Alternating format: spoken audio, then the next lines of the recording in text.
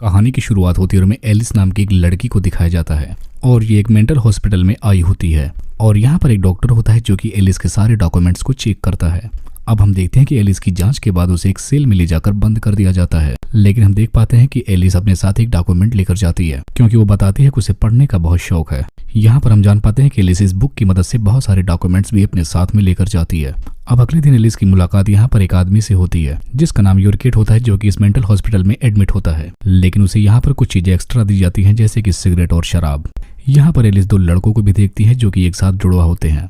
एक का नाम रेमो और दूसरे का नाम रेमेलो होता है। यहाँ पर हम जान पाते हैं कि एलिस एक खुफिया डिटेक्टिव होती है जो कि यहाँ पर एक मर्डर मिस्ट्री को सुलझाने के लिए आई होती है। अब यहाँ पर एलिस बहुत सारी पूछताछ करती है, लेकिन उसे यहाँ पर कोई भी क्लू नहीं मिलता क्योंकि यहाँ पर वो जिन लोगों से पूछताछ करती है वो सिर्फ पागल लोग होते हैं। अब बाद में एलिस को डॉक्टर सीजर के पास ले जाया जाता है। यहाँ पर डॉक्टर सीजर एलिस से कुछ सवाल पूछता है जिनका जवाब एलिस आसानी से दे देती है। अब साथ में ही डॉक्टर एलिस से उसके सेक्सुअल लाइफ के बारे में पूछने लगते हैं, लेकिन एलिस इस बात का कोई भी जवाब नहीं देती क्योंकि ये बातें उसकी नजर में बहुत ही पर्सनल थी, जिसकी वजह से डॉक्टर सीजर को पता चल जाता है कि एलिस पागल नहीं है। अब अगले दिन हम एलिस को डॉक्टर सीजर के पास फिर से देखते हैं, लेकिन एलिस सबकी बाथरूम का बहाना बनाकर वहां से चली जाती है। लेकिन तभी एलिस सबसे छुप छुपाकर एक लाइब्रेरी के अंदर चली जाती है और वहां से वो एक पेशेंट की रिपोर्ट को चुरा लेती है। अब जब एलिस चर्च के अंदर होती है तब उसकी मुलाकात एक रोंगलू नाम के पेशेंट से होती है जो कि एलिस को बोलता है कि मैं तुम्हें जानता हूँ। अब एलिस यूरकोटो के पास जाती है जहाँ पर वो कहती है कि तुमने ही मर्डर किया है और एलिस अपने साथ एक लेटर भी लेकर आए थे जिसे बोलती है कि ये लेटर भी शायद तुमने ही लिखा है। लेकिन तभी यहाँ पर बारिश होने लगती है और यूरकोटो को बारिश की वजह से एक रोग होता है।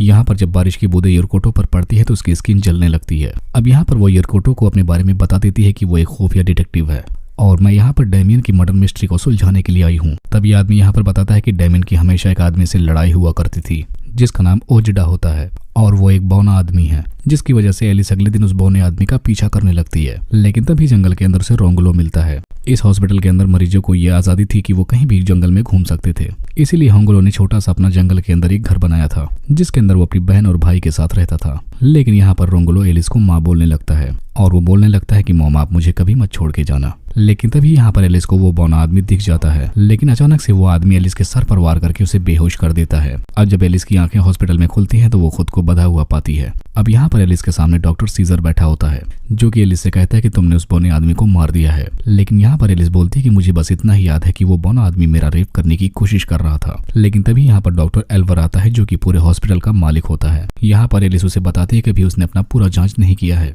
और उसे ये भी पता चला है कि पेशेंट एलिस यहाँ से गायब है और डेमियन की कत्ल के पीछे भी कोई और है। तब अब एलिस डॉक्टर एल्बर्ट से बोलती है कि मेरी ही तो तुम्हारी खत के जरिए बात हुई थी, लेकिन डॉक्टर एल्बर्ट इस पर बोलता है कि मेरी तुमसे कोई बात कभी नहीं हुई थी। वो कहता है कि तुम बस मेरे लिए बस एक पेशेंट हो। तब एलिस बोलती है कि आपने ही तो मुझे पागलपन का नाटक करने के लिए बोला था, लेकिन डॉक्टर एल्बर्ट बोलता है कि मैं तो ऐसा कुछ बोला ही नहीं था, जिसकी वजह से एलिस गुस्सा होकर डॉक्टर एल्बर्ट को धक्का देके वहां से भागने लगती है। लेकिन तभी सिक्योरिटी वाले आकर एलिस को पकड़ लेते हैं। अब डॉक्टर एल्बर्ट एलिस को एक इंजेक्शन लगा देता है जिसकी वजह से एलिस बेहोश हो जाती है। अब हम देखते हैं कि एलिस की आंखें 3 दिन बाद खुलती हैं। उसके पास डॉक्टर कोस्टेल भी होती है। तब यहाँ पर एलिस उससे बोलती है कि मुझे घर जाना है, लेकिन यहाँ पर डॉक्टर बोलती है कि आप बिना मेडिकल बोर्ड की इजाजत के यहाँ से नहीं जा सकती। इसलिए बाद में बोर्ड वालों की एक मीटिंग करवाई जाती है जिसमें एलिस बोर्ड के सामने सारी सच्चाई बताने लगती है कि मैं यहाँ पर बस डिटेक्टिव के तौर पर आई थी, लेकिन मुझे अब यहाँ पर फंसा दिया गया है। यहाँ पर एलिस बताती है कि वो यहाँ पर किसी को भी बताकर नहीं आई थी, यहाँ तक कि उसने अपने हस्बैंड को भी ना बताया। अब मेडिकल बोर्ड के बाकी डॉक्टर भी उसकी बातों पर विश्वास कर लेते हैं, लेकिन डॉक्टर एल्बर्ट बोलता है कि ये झूठ बोल रही है। यहाँ पर डॉक्टर एल्बर्ट बताता है कि एलिस अपने खाने में हर रोज अपने हस्बैंड को जहर खिलाया करती थी, लेकिन जब ये बात इसके हस्बैंड को एक दिन पता चली तब उसने डॉक्टर्स को बुलवाकर उसे यहाँ पर भिजवा दिया और एलिस को यही बीमारी है कि जो कुछ है नहीं वो यही मानने लगती है और इसीलिए वो अपने आप को प्राइवेट डिटेक्टिव मानती है, लेकिन असल में वो कभी है ही नहीं। जिसके बाद हम देखते हैं कि सिक्योरिटी वाले फिर से एलिस को पकड़कर लेकर चले जाते हैं। अब पहले तो यहाँ पर एलिस के ऊपर एकदम ठंडा पानी छोड़ा जाता है, जिसके बाद एलिस को इलेक्ट्रिक शॉट दिए जाते हैं ताकि इसकी वजह से एलिस की सारी यादें मिट जाएं। अब इसके बाद एलिस को दूसरी सेल में बंद कर दिया जाता है जहाँ पर और भी ज्यादा खतरनाक पेशेंट रहते हैं। अब यहाँ पर एलिस को भी पता चल जाता है कि उसके इस हॉस्पिटल में आने की वजह उसका हस्बैंड ही है और उसने ही उसे यहाँ पर भेजा है क्योंकि उसके हस्बैंड की नजर उसके पैसों पर थी और मेरे यहाँ आने के बाद शायद मेरे हस्बैंड ने मेरे बैंक अकाउंट्स को भी खाली कर दिया होगा। अब हम देखते हैं कि एलिस के सामने डॉक्टर सीजर और डॉक्टर कोस्टेल होते हैं। अब यहाँ पर एलिस उन्हें पूरी सच्चाई बताती है कि मेरे हस्बैंड मुझे यहाँ पर भेजना चाहते थे, इसलिए उसने मेरी बीमारी के कागजों पर साइन कर दिए और मैं यहाँ पर आकर एक ऐसे केस पर काम करने लगी जो कि कभी हुआ ही नहीं है, ताकि मैं यहाँ पर आकर फंस जाऊँ और मेरा हस्बैंड मेरे सारे बैंक अकाउंट्स खाली कर दे। इसलिए आप लोग मेरे बैंक अकाउंट्स को चेक कीजिए ताकि मुझे पता चल सके कि मेरा हस्बैंड मुझे धोखा दे रहा है, जिसकी वजह से डॉक्टर सीजर भी पुलिस पुलिस स्टेशन के अंदर जाता है ताकि वो एलिस की मदद कर सके।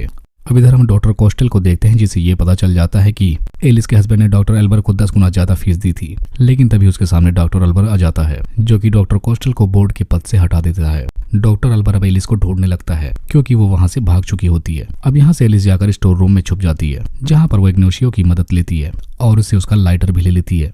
अब हम देखते हैं कि एलिस इस लाइटर की मदद से पूरे हॉस्पिटल में आग लगा देती है। तब तक इग्नेशियो भी सारे पेशेंट को आजाद कर देता है। अब यहाँ पर जोरदार आग लगने की वजह से भगदड़ मच जाती है, लेकिन इसी भगदड़ के दौरान इग्नेशियो को पता चल जाता है कि रोंगोलो को किसी ने मार दिया है। अब एलिस भी यहाँ से भागते हुए बाहर निकलने वाले गेट तक पहुंच जाती है, लेकिन जब वो यहाँ से जाने लगती है तभी बाहर से कोई गाड़ी आने लगती है, जो कि बताती है कि मैं यहाँ पर हत्या की जांच करने के लिए आई हूँ, क्योंकि यहाँ पर रोंगोलो नाम के एक पेशेंट की हत्या हुई है। और ऐसा सुनने के बाद एलिशिया को बहुत ज्यादा दुख होता है। इसी वजह से जो लड़की अब की इन्वेस्टिगेशन करने आई थी, एलिस उसे बेहोश कर देती है और उसके कपड़ों को खुद पहन लेती है। लेकिन तब तक हॉस्पिटल के अंदर पुलिस भी आ जाती है, क्योंकि डॉक्टर सीजर पुलिस स्टेशन के अंदर गया था और उसने पुलिस स्टेशन के अंदर ये कंप्लेंट कराई थी कि हमारी एक पेशेंट गायब हो गई है। जिसके बाद पुलिस वाले सीधा वहीं पर जाते हैं जहाँ पर रोंगोलो की डेड बॉडी पड़ी हुई थी।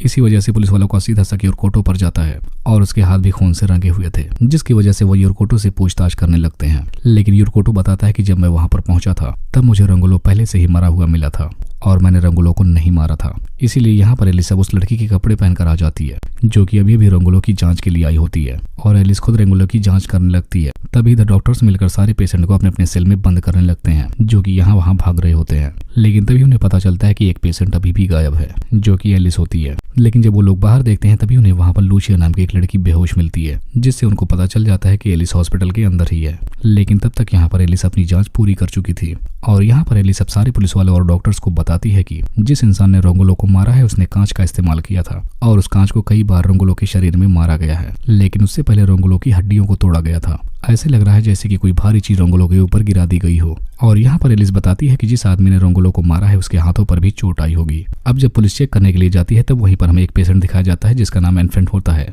और उसके हाथों में चोट के काफी निशान होते हैं जब उसने शीशे को पकड़ा था, जिसकी वजह से इस पेशेंट को पुलिस स्टेशन लेकर जाया जाता है। लेकिन जब डॉक्टर एल्बर एलिस को पकड़ने की बात करते हैं तब पुलिस वाले बोलते हैं कि एलिस सच बोल रही है। एलिस के हस्बैंड ने एलिस के सारे बैंक अकाउंट खाली कर दिए हैं, ये बोलकर कि जो अकाउंट होल्डर है वो पागल हो चुकी है। अब एलिस आखिरी बार रेमो के सेल में जाती है और उससे पूछती है कि मुझे सच्चाई बताओ। तब यहाँ पर वो बताता है कि जब हॉस्पिटल में भगदड़ मच चुकी थी तब वो अपने भाई को अपने सेल में लेकर आया था और रोंगोलो खुद अपनी बहन को ढूंढने के लिए चला जाता है। लेकिन तब तक वो एलिफेंट आदमी आकर रोमो को रोंगोलो समझकर मार देता है और रोंगोलो अभी तक जिंदा होता है। अब अगली सुबह बोर्ड की मीटिंग होती है जिसमें एलिस को बुलाया जाता है और यहाँ पर मेडिकल बोर्ड के सारे डॉक्टर भी आए होते हैं। लेकिन यहाँ पर डॉक्टर एल्बर वोटिंग नहीं करता। वो बोलता है कि मैं इस वोटिंग में हिस्सा नहीं लूंगा क्योंकि मुझे लगता है कि अभी भी एलिस बीमार है, लेकिन मैं अपना फैसला बाकी डॉक्टर्स की सहमति से ही लूंगा क्योंकि जो बाकी डॉक्टर्स फैसला करेंगे वही मुझे मंजूर होगा। इसीलिए बाकी डॉक्टर्स एलिस को यहाँ से डिस्चार्ज करने का फैसला करते हैं। लेकिन इसी के साथ डॉक्टर एल्बर्ट भी अपना इस्तीफा दे देता है। अब इसके बाद यहाँ पर डॉक्टर डोनाडियो भी आ जाता है और यहाँ पर एलिस डॉक्टर डोनाडियो को देखकर हैरान रह जाती है और इसी को दिखाते हुए इस मूवी का यहीं पर एंड हो जाता है।